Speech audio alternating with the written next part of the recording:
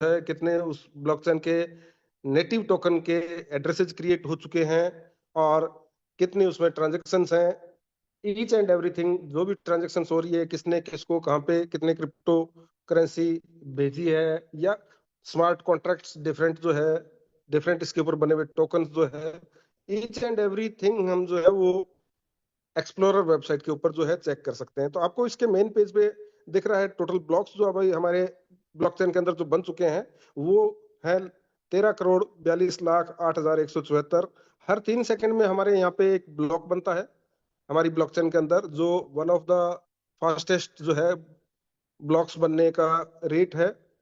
आपकी जानकारी के लिए बता दूं कि जो बिटकॉइन है, जो सबसे पहली ब्लॉकचेन है, उसका ब्लॉक लगभग जो है वो 10 मिनट का टाइम लेता है एक नया ब्लॉक बनने में। यानी कि टेक्निकली बात करें तो हमारी ब्लॉकचेन जो है वो एआई के जमाने की ब्लॉकचेन है और वेब 3 के जमाने की ब्लॉकचेन है। बहुत ही फास्ट ब्लॉकचेन है, बहुत ही सिक्योर ब्लॉकचेन है, बहुत सारे फीचर इसके बिल्कुल जो है वो लेटेस्ट हैं।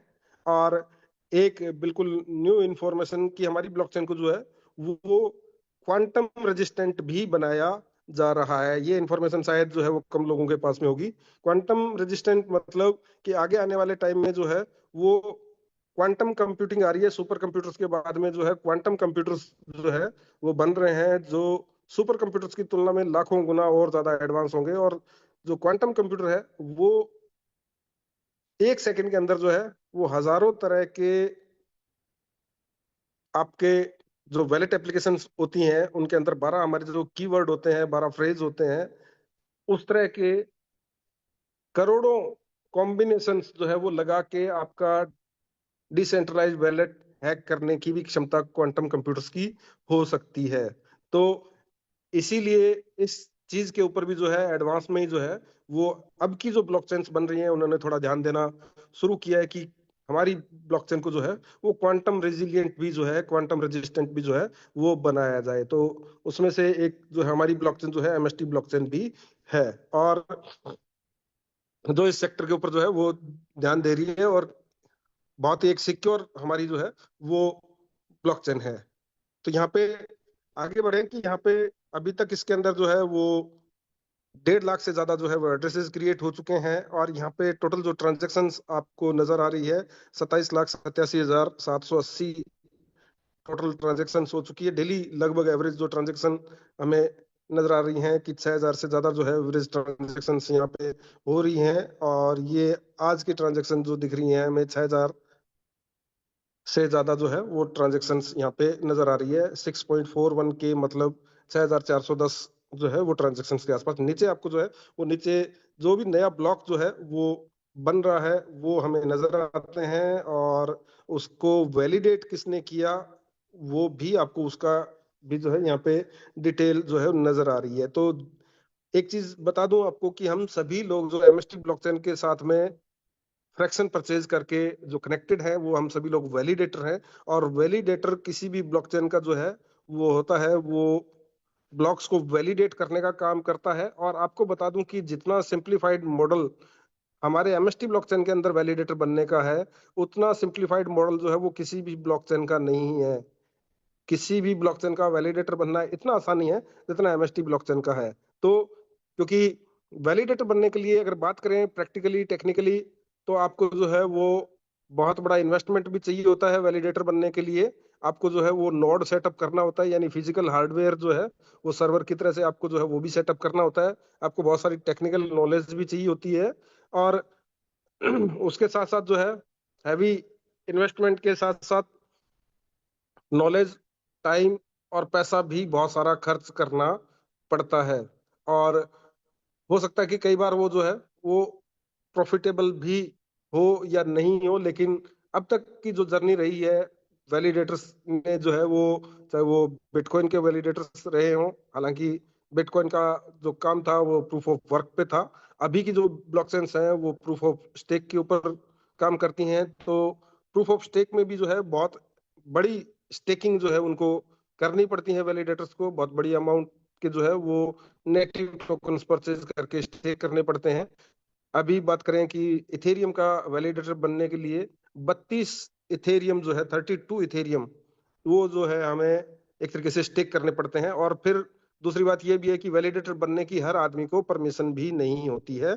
अगर जो है वो परमिशन मिलती है तभी जो है हम किसी भी ब्लॉकचेन की जो है वो वैलिडेटर बन सकते हैं। उनके डाउ के द्वारा जो है वो परमिशन मिलती है, तभी हम जो है वो नया वैलिडेटर उसके अंदर ऐड होता है। हमारा जो मॉडल है वो बिल्कुल सिंप्लीफाइड है। हमारे जो फाउंडर्स थे उन्होंने इसको एक पब्लिक ब्लॉकचेन बनाया है, और हमारा जो ब्लॉकचेन है इसके अंदर टोटल 42 नोड रहने वाले हैं। एक नोड की कीमत जो है वो इनिशियल स्टेज पे 7 करोड़ रुपए आंकी गई थी। और लेकिन आम भारतीय की पहुंच में ये चीज हो, इसके लिए जो है उसका फ्रैक्शनलाइजेशन किया गया, उसके टुकड़े किए गए, उसकी छोटी छोटी यूनिट्स बनाई गई। एक जो है नोड की 70,000 यूनिट्स क्रिएट की गई, और एक फ्रैक्शन का जो प्राइस इनिशियल रखा गया वो 1,000 रुपये रखा गया, और यानी कि 1,000 प्लस जीएसटी 1,180 रुपए में फ्रैक्शन की कीमत की जो शुरुआत हुई थी, आज हमारे फ्रैक्शन की जो कीमत है वो 2,200 रुपए से प्लस हो चुकी है विद जीएसटी। और यहाँ पे धीरे धीरे जो है वो उसकी कीमत जो है बढ़ती जा रही है, क्योंकि उसमें एक मैकेनिज्म लगा हुआ है कि जैसे जैसे फ्रैक्शन सेल होते हैं और कुछ जो है वो पैसे में कुछ रुपए में अगले फ्रैक्शन की कीमत जो है बढ़ जाती है। इसीलिए धीरे धीरे हर फेज के साथ में हमारे यहाँ पे जो है वो 7 7 नोड के 6 फेज हैं, 6 चरण हैं, जिसमें हमारी ब्लॉकचेन के टोटल 42 नोड जो है वो लाइव होंगे। और उसमें से अभी हमारा जो है वो 7वां नोड जो है वो कंप्लीट हुआ है। 8वां नोड यानी सेकेंड फेज का पहला नोड जो है वो अब लाइव हो चुका है। तो इसके बारे में तो आपको टेक्निकल जानकारी जो है डेली लगभग हर सेशन के अंदर मिलती है कि हर नोड एक्टिवेशन के साथ में हमें डेली मिलने वाले कॉइन्स की संख्या जो है वो कम होती चली जा रही है। उसके पीछे रीजन क्या होता है कि हर नोड के जो 70,000 फ्रैक्शन जब हमारी ब्लॉकचेन के अंदर ऐड होते हैं, तो हर फ्रैक्शन होल्डर को मिलने वाला हिस्सा जो है वो कम हो जाता है। यहाँ आप देख पाएंगे कि एवरेज जो ब्लॉक टाइम जो आपको नजर आ रहा है यहाँ पे, हर 3 सेकंड के अंदर एक ब्लॉक बनता है हमारी ब्लॉकचेन के अंदर, और उसके अंदर लगभग साथ में 200 जो है वो कॉइन्स भी मिंट होते हैं। एमएसटीसी कॉइन जो है मिंट होते हैं। यानी कि एक दिन के अंदर, 24 घंटे के अंदर, अगर हम उसको 3 सेकंड से डिवाइड करें और 200 से मल्टीप्लाई करें, तो 57,60,000 कॉइन जो है लगभग डेली हमारे मिंट होते हैं। और 57,60,000 कॉइन्स में सबसे पहला जब चरण इसका शुरू हुआ था, 3 नोड जो है कंपनी के ऑनरशिप में थे। चौथे नोड से जो है पब्लिक को जो है फ्रैक्शन सेलिंग की शुरुआत हुई। और तो सबसे पहले जो है वो हमें यहाँ पे जो कॉइन हिस्से में आते थे डेली, क्योंकि एक नोड के अंदर जैसे मैंने बताया कि 70,000 फ्रैक्शन होते हैं, तो टोटल 4 नोड उस टाइम एक्टिव थे। 4 नोड के मिला के 2,80,000 जो है वो फ्रैक्शंस टोटल होते हैं। और 2,80,000 फ्रैक्शंस अगर 57,60,000 को डिवाइड किया जाए 2,80,000 से, तो लगभग 20 पॉइंट समथिंग पर फ्रैक्शन होल्डर के हिस्से में आते थे शुरुआती पहले, यानी कि नोड के जब फ्रैक्शन सेल होने शुरू हुए थे तो 20 से ज्यादा कॉइन आते थे। और उसके बाद में जैसे ही अगला नोड लाइव होता है, 5वां नोड लाइव होता है, तो 17,000 फ्रैक्शन और ऐड हो जाते हैं। 2,80,000 की बजाय जो है वो 3.5 लाख कॉइन जो है वो 3.5 लाख फ्रैक्शन टोटल हो जाते हैं ब्लॉकचेन के अंदर। और 57,60,000 वो तो रेट फिक्स है कि डेली उतने ही बनने हैं। 2 साल बाद में यानी कि अभी नवंबर 2026 के अंदर जब हाल भी होगी, तब जो है आधे बनने शुरू हो जाएंगे। हर 3 सेकंड के अंदर 100 कॉइन जो है वो बनने शुरू होंगे, और लगभग यानी कि 57 लाख से आधे रह के 28 लाख के समथिंग जो है वो डेली कॉइन जनरेट होंगे। तब उनकी संख्या और भी कम हो जाएगी। लेकिन अभी की बात करें कि 57,60,000 कॉइन डेली जो मिंट होते हैं, उसके अंदर अभी घटते घटते हमारा जब 8वां नोड लाइव हुआ है, तो हमें 10.26 के आसपास जो है वो कॉइन पर जो है फ्रैक्शन होल्डर के हिस्से में आ रहे हैं।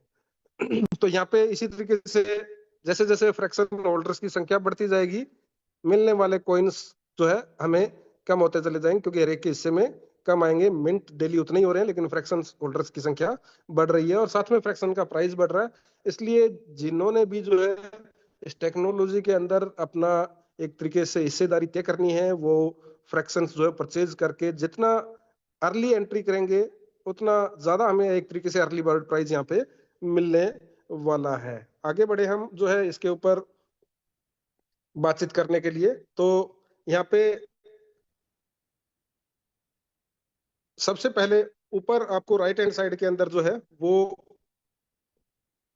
यहाँ पे जो तीन जो लाइंस नजर आ रही हैं जिससे मेन्यू ओपन होता है, उसके ऊपर अगर आप जाएंगे तो यहाँ पे हमें नजर आ रहा है टोकन्स नाम का ऑप्शन, और टोकन्स के ऊपर आप क्लिक करेंगे तो यहाँ पे जो है ये टोकन ट्रांसफर और टोकन से रिलेटेड सारी इंफॉर्मेशन का ये सेक्शन ओपन हो जाता है। इसमें हम टोकन्स पे क्लिक करेंगे तो ये आपके सामने जो पेज ओपन होने जा रहा है, इसके अंदर जो है हमारी ब्लॉकचेन के ऊपर जितने भी टोकन्स क्रिएट हुए हैं, भले ही वो हमारा खुद का जो नेटिव टोकन है एमएसटीसी है, या जो गवर्नेंस टोकन्स हैं, या जितने भी दूसरे स्मार्ट कॉन्ट्रैक्ट्स ने अपने टोकन्स जो है क्रिएट किए हैं, वो सबकी लिस्ट हमें यहाँ पे जो है वो नजर आ रही है। उसके अलावा यहाँ पे जो है वो एक चीज मैं आपको और भी बता दूं कि ये जो भी टोकन्स होते हैं, तो एथेरियम ने पहली बार जो है ब्लॉकचेन टेक्नोलॉजी के अंदर बहुत काम किया है। और एथेरियम ने जो है वो जब टोकनाइजेशन की एक नई पीढ़ी की शुरुआत हो रही थी, तो एक स्टैंडर्डाइजेशन किया सारे टोकन्स का। अलग अलग कॉइन स्टैंडर्ड्स होते हैं, जैसे आपको इन कॉइन जितने भी हमारे यहाँ पे टोकन्स नजर आ रहे हैं, इनके आगे एक वर्ड दिख रहा है MEP20 या MEP721। तो ये जो है वो टोकन स्टैंडर्ड्स होते हैं।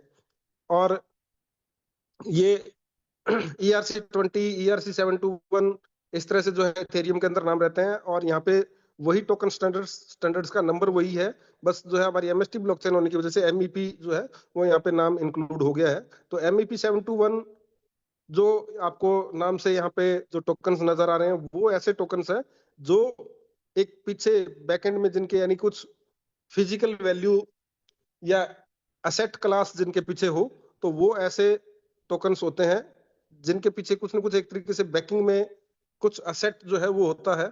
और यहाँ पे आप देख रहे हैं कि हमारा जो VNFT, validator node fraction token, यानी हम जो फ्रैक्शन परचेज कर रहे हैं, वो सिर्फ आपको वहां पे आपके mstblockchain.com की वेबसाइट पे जो आपकी आईडी बनी हुई है, उसके ऊपर सिर्फ डैशबोर्ड के ऊपर फ्रैक्शन ओवन में आपको संख्या दिखती है कि आपके पास में इतने फ्रैक्शन हैं, 10 है, 15 है, 20 है, 100 है, 1000 है।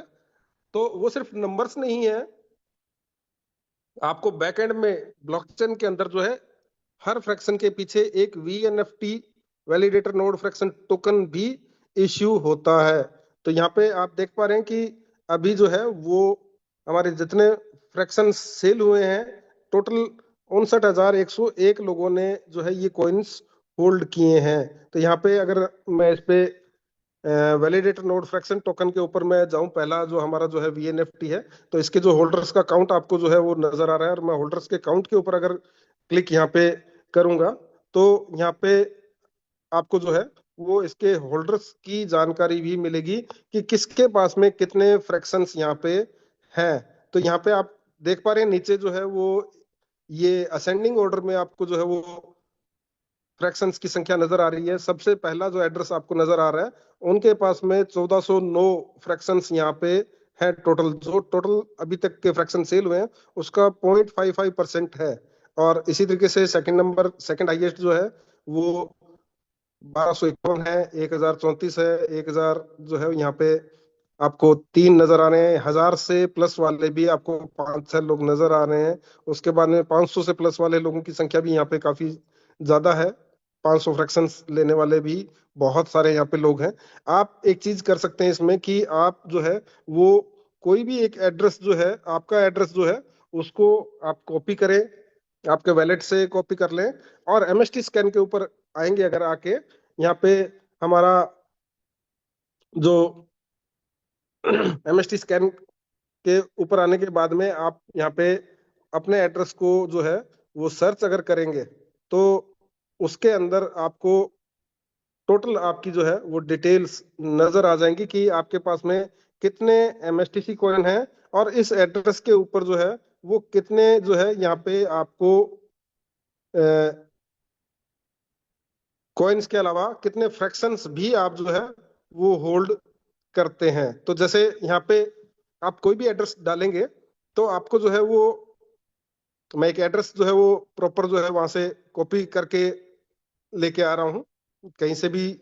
आप जो है अपना एड्रेस जो है उसको लेके और उसको यहाँ पे डाल के जो है वो चेक कर सकते हैं कि उसके ऊपर कितने जो है वो एमएसटीसी कॉइन है और कितने हमारे पास में उस एड्रेस के ऊपर जो है वो और भी कोई टोकन्स हैं क्या, फ्रैक्शंस जो है वो यहाँ पे आपको जो है उसके नजर आ जाएंगे। तो ये एक मिनट में बैक जाके और किसी एक का जो होल्डर्स में से किसी एक का एड्रेस जो है मैं कॉपी करके ले आता हूँ। जैसे हम यहाँ से जो है वो 1003 जिनके पास में फ्रैक्शंस हैं इनका मैंने एड्रेस कॉपी किया। अब हम बैक चलते हैं।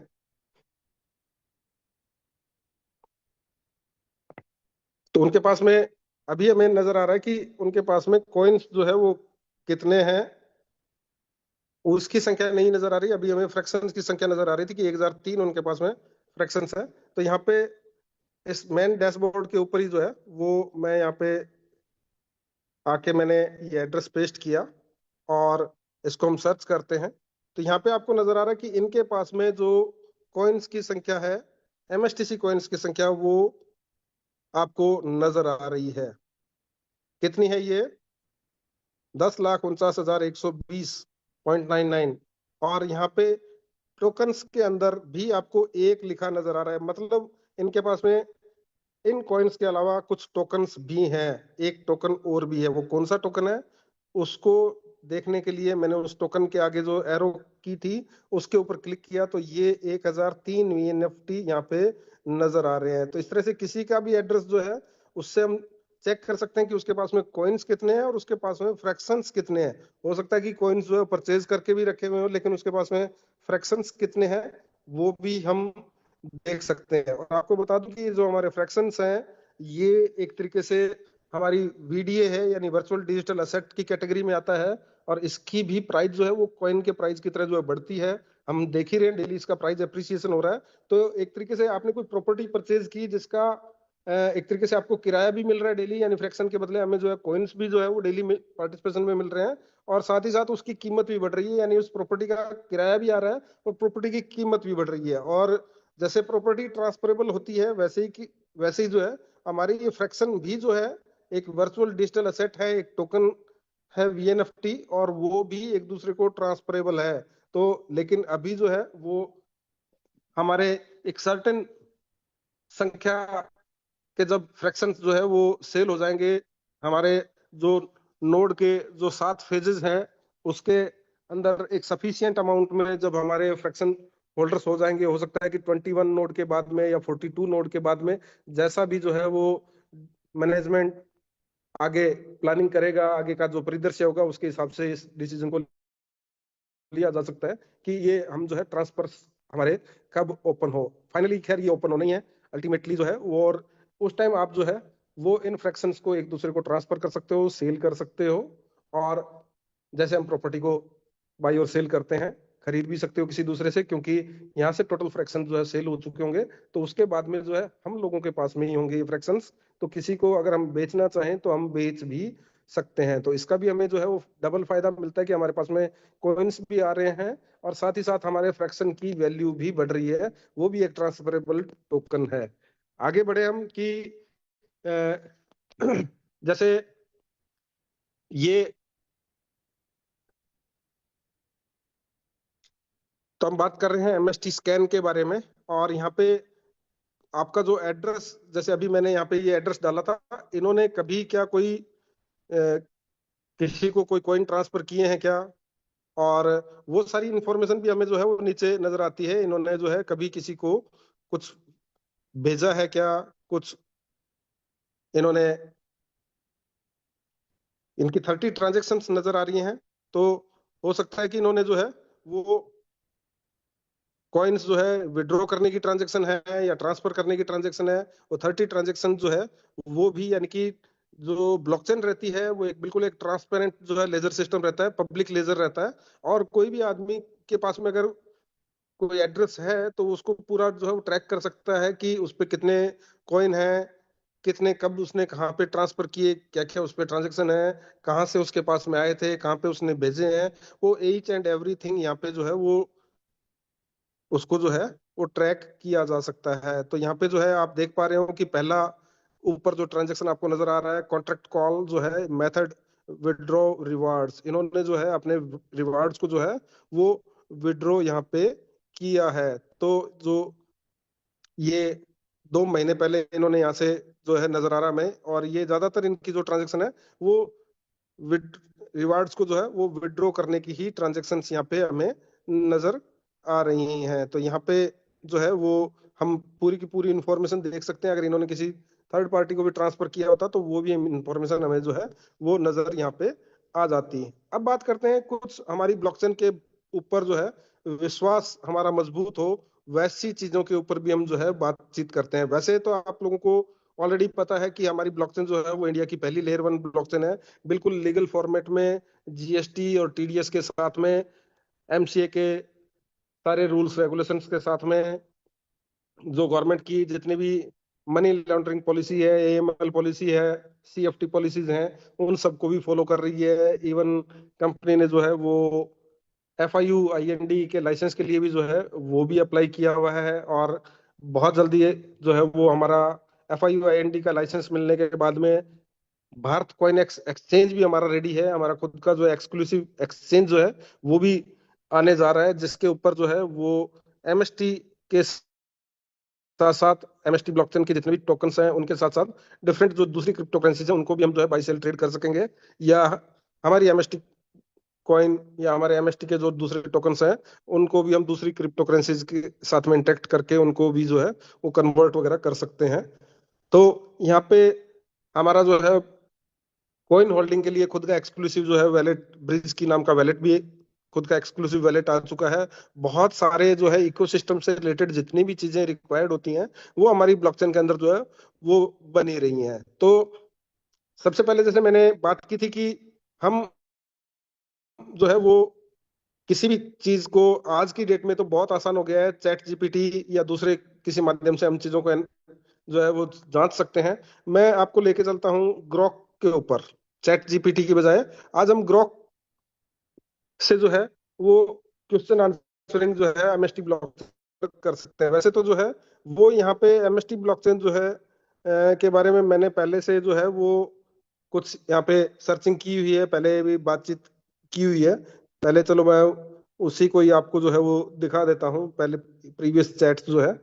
तो यहाँ पे पहला तो मैंने क्वेश्चन पूछा कि ब्लॉकचेन वैलिडेटर्स कितना कमाते हैं।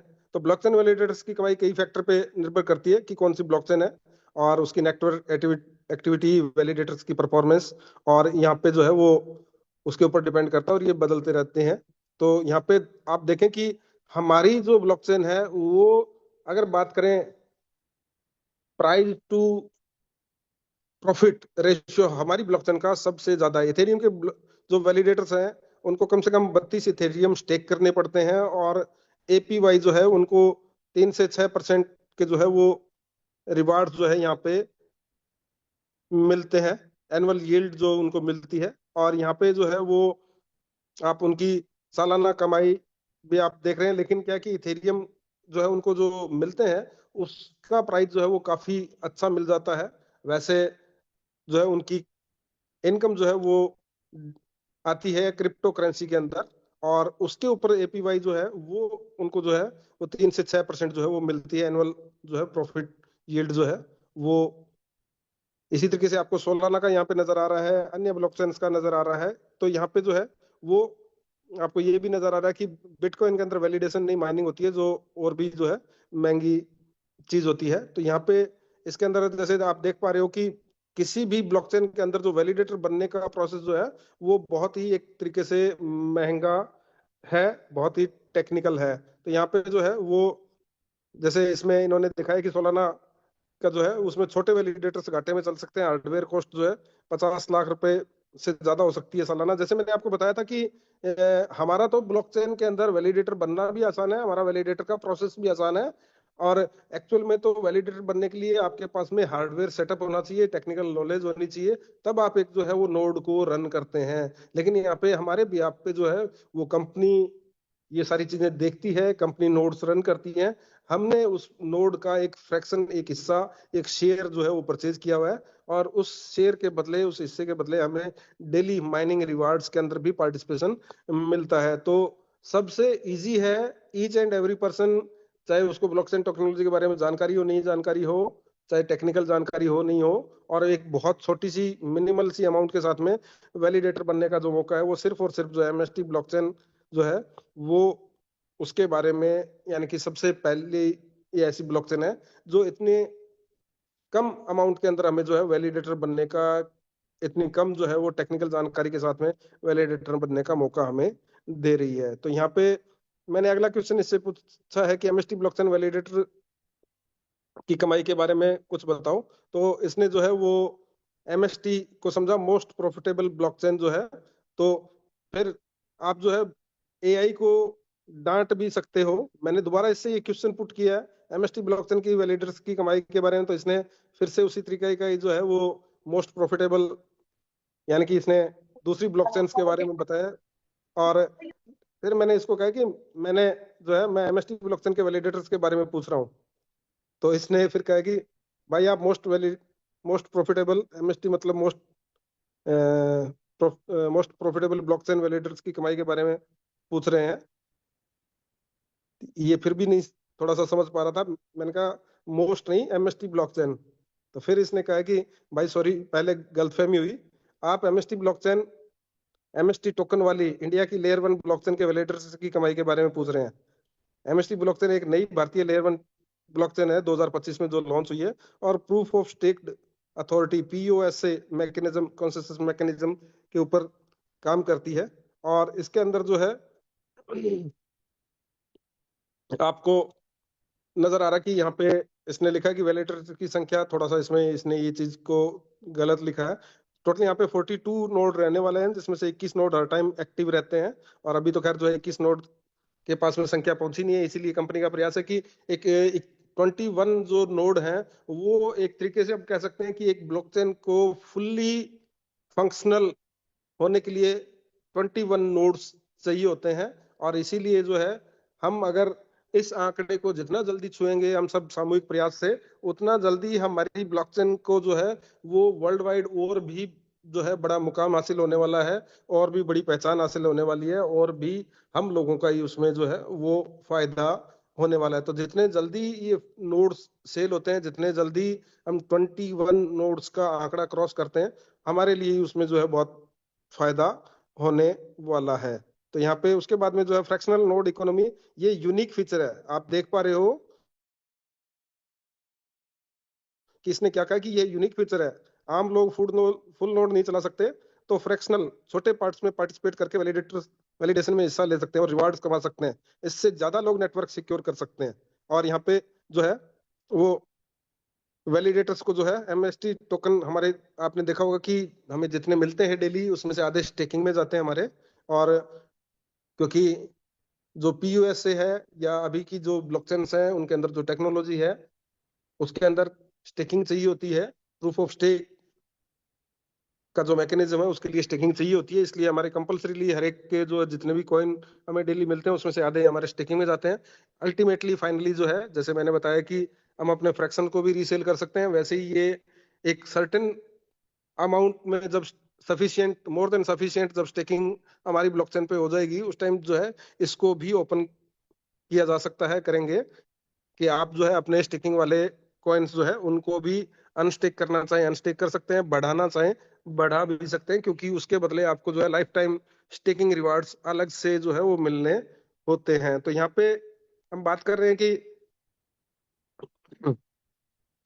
वैलिडेटर बनने का तरीका, और उसके ऊपर जो है वो सारी की सारी जो है वो यहाँ पे नीचे इसने जानकारी दी है। तो आप इस तरह से किसी भी जो है वो एआई के साथ में जाके भी हमारी ब्लॉकचेन के बारे में डिटेल्स चेक कर सकते हैं, क्योंकि थर्ड पार्टी जो है वो थर्ड पार्टी होती है, उसकी बात पे हमें जो है वो ज्यादा विश्वास हो सकता है। तो यहाँ पे 1 मिनट चल रहा है, 8:49। कुछ और चीजों के ऊपर अपन बात करते हैं। जितने भी दुनिया के अंदर ब्लॉकचेन्स हैं और जितनी भी हमारे सामने, जैसे चाहे बैंक हैं, तो वो कहीं ना कहीं रजिस्टर होते हैं। जो यानी कि ओरिजिनल बैंक हैं, वो एक लिस्ट आरबीआई के अंदर उनकी देखी जा सकती है। जितनी भी ऑथोराइज्ड लीगल इंश्योरेंस कंपनीज है, उनकी पूरी लिस्ट आईआरडीए की वेबसाइट के ऊपर देखी जा सकती है। और इसी तरीके से जो है वो डिफरेंट जितनी भी चीजें हैं, उनका एक कैटेगराइजेशन, उनकी एक लिस्ट जो है वो कहीं ना कहीं एक वैलिड लिस्ट जो है हमें देखने को मिलती है। क्या ब्लॉकचेन्स जो है, जो दुनिया भर के अंदर जितनी भी ब्लॉकचेन्स हैं, क्या उनका भी एक कोई ऐसा रजिस्ट्री का सिस्टम है कि जो ओरिजिनल ऑथेंटिक लीगल ब्लॉकचेन्स हैं, वो भी कहीं पे उनकी भी लिस्ट मिलती है क्या? उनकी भी कोई रजिस्ट्री का सिस्टम रहता है क्या? हाँ बिल्कुल, एक जो है वो यहाँ पे आपको जो है वो अ, अगर आप जाएंगे चैन लिस्ट के अंदर, हम जो है वो चैन लिस्ट नाम से जो है वो सर्च करते हैं। एक वेबसाइट है chainlist.org, जो आपको जो है वो जितनी भी ब्लॉकचेन्स हैं, उनका सारा का सारा डाटा जो है यहाँ पे रहता है। एक रजिस्ट्री यहाँ पे रहती है। तो आप यहाँ पे देख पा रहे हो कि हर ब्लॉकचेन का एक चेन आईडी रहती है। जैसे आप देख रहे हो, इथेरियम मेननेट की चेन आईडी है 1, करेंसी है इथेरियम। और इसी तरीके से बीएनबी की चेन आईडी है 56, करेंसी कौन सी है? बीएनबी। क्या हमारी ब्लॉकचेन जो है वो एक वैलिड ब्लॉकचेन है, एक पॉपुलर ब्लॉकचेन है, एक ऑथेंटिक ब्लॉकचेन है? उसका चेन आईडी क्या है? क्या यहाँ पे वो दिखाता है? हम वो भी चेक करते हैं। जैसे प्लाज्मा की इसने चेन आईडी दिखा रखी है, आर्बिट्रम की दिखा रखी है। क्या हमारी भी यहाँ पे दिखाता है? क्या पॉलीगॉन की भी यहाँ पे आप देख पा रहे हैं नीचे चेन आईडी जो है वो 137 है। तो इसी तरीके से जो है हर ब्लॉकचेन की एक चेन आईडी रहती है, उसका करेंसी रहती है। यहाँ पे मैं सर्च करने जा रहा हूँ एमएसटी। एमएसटी ब्लॉकचेन की जो चेन आईडी है वो 4646 है। और तो एमएसटी ब्लॉकचेन जो है उसको एमएसटी मेन नेट, नीचे आपको आ गया होगा नाम, एमएसटी मेन नेट। इसकी चेन आईडी क्या है? 4646। करेंसी क्या है? एमएसटीसी। देख पा रहे हैं आप क्लियरली?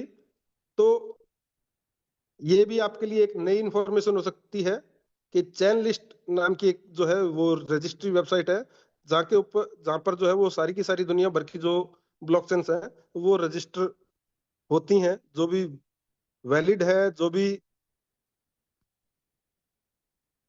पॉपुलर हैं, जो लीगल भी हम एक तरीके से कह सकते हैं। तो यहाँ पे उसकी भी इंफॉर्मेशन आपको जो है वो नजर आ रही है। इसके साथ साथ जो है कुछ चीजें, जनरल चीजें जो है उनके ऊपर भी हम और डिस्कशन कर लेते हैं। यहाँ पे हमारी जो ब्लॉकचेन है एमएसटी ब्लॉकचेन, उसका हमने कई सारे फीचर्स देखे कि हमारी ब्लॉकचेन जो है वो one of the fastest blockchains है, इंडिया की पहली लेयर 1 ब्लॉकचेन है। हम इंडियंस के लिए एक गर्व का विषय है कि ये ब्लॉकचेन जो है वो भारत से शुरू हुई है। इंडियन पब्लिक को जो है इसमें पार्टिसिपेशन का मौका मिल रहा है। एज ए वैलिडेटर बन के हम जो है यहाँ पे वैलिडेटर रिवार्ड्स कमा सकते हैं। एक जो है बहुत ही हैंडसम जो है हमारा असेट बिल्डिंग यहाँ पे हो रही है। दो तरीके से हमें जो है एमएसटीसी कॉइन भी मिलते हैं वैलिडेटर बनने से। साथ ही साथ हमारे जो फ्रैक्शन है वो भी एक तरीके का टोकन है। 2721 जो है वो टोकन है, और उसका भी प्राइस जो है वो बढ़ता है। यानी कि हमारा जो है वो डबल बेनिफिट होता है कि हमारे फ्रैक्शन का भी प्राइस बढ़ रहा है, हमारे प्रॉपर्टी का भी प्राइस बढ़ रहा है, और मिलने वाला किराया तो हमें डेली मिल ही रहा है। और उस जो किराए के रूप में यहाँ पे हमारे एक तरीके से एमएसटीसी कॉइन्स जो हमें मिल रहे हैं, उनकी भी आने वाले टाइम में बहुत अच्छी खासी वैल्यू हमें देखने को मिल सकती है, जैसे हमने जो है दूसरी ब्लॉकचेन्स के अंदर ये होते हुए देखा है। और एक चीज और बता दूं कि जितने भी जो क्रिप्टो करेंसीज हैं, टोकन्स हैं, उसके अंदर दो तरीके की चीजें होती हैं। एक होता है नेटिव टोकन या मदर कॉइन, यानी कि कोई भी ब्लॉकचेन रहती है उसका एक नेटिव टोकन होता है, मदर कॉइन रहता है। और हमेशा जो भी जितनी भी ब्लॉकचेन है, ओरिजिनल ब्लॉकचेन के ओरिजिनल जो नेटिव टोकन्स या मदर कॉइन्स होते हैं, उन्हीं की ही एक तरीके से वैल्यू जो है सबसे ज्यादा बढ़ती है दुनिया के अंदर। बाकी किसी भी ब्लॉकचेन के ऊपर कोई भी टोकन बनाए जा सकते हैं, उनको नॉर्मल टोकन ही कहते हैं, क्योंकि उनकी खुद की ब्लॉकचेन नहीं रहती है। और उनका प्राइस जो है वो डाउटफुल रहता है, क्योंकि उनका भविष्य जो है वो कोई संदेहास्पद ही रहता है कि उनका भविष्य ज्यादा उज्जवल नहीं माना जा सकता। इसलिए जब भी हमें क्रिप्टो के अंदर निवेश कहीं पे भी करना हो, तो ओरिजिनल ब्लॉकचेन के जो नेटिव टोकन्स हैं, उन्हीं के अंदर निवेश करना जो है वो ज्यादा फायदेमंद या ज्यादा सुरक्षित रहता है। और दूसरी बात कि जितने भी ओरिजिनल ब्लॉकचेन के नेटिव टोकन्स हैं, उन्हीं की कीमत ही जो है वो सबसे ज्यादा जो है वो बढ़ती है या बढ़ी है, या सबसे ज्यादा रिलायबल भी वही होते हैं। जैसे बिटकॉइन का बिटकॉइन ब्लॉकचेन का जो है नेटिव टोकन बिटकॉइन है, बीटीसी है। इथेरियम का जो है ईथर है। और तो बीएनबी ब्लॉकचेन का जो है वो बीएनबी कॉइन है, बाइनेंस की ब्लॉकचेन का। इसी तरीके से हमारी एमएसटी ब्लॉकचेन का जो एमएसटीसी कॉइन है, वो भी एक मदर कॉइन है, एक नेटिव टोकन है। और नेटिव टोकन जो है वो उस ब्लॉकचेन की गैस फीस में सदा इस्तेमाल होते ही होते हैं। सबसे प्राइम जो यूज केस उस ब्लॉकचेन के नेटिव टोकन का रहता है, वो उसकी गैस फीस के अंदर उसी की ब्लॉकचेन का ही नेटिव टोकन इस्तेमाल होता है। तो उसका कोई दूसरा विकल्प नहीं होता। इसीलिए जो है वो नेटिव टोकन जो है उनका प्राइस एप्रिसिएशन सबसे ज्यादा होता है। सबसे ज्यादा रिलायबल जो है वो किसी भी ब्लॉकचेन का नेटिव टोकन रहता है। तो इसलिए जो है यहाँ पे हमारे ब्लॉकचेन का जो नेटिव टोकन है एमएसटीसी, आने वाले टाइम में इसका भी प्राइस एप्रिसिएशन बहुत अच्छा खासा हमें देखने को मिल सकता है। तो काफी सारी जानकारी हमने आज इस पे शेयर की है। और नेक्स्ट जो है हर ट्यूसडे को मुझे जिम्मेदारी दी गई है इस तरह से जो है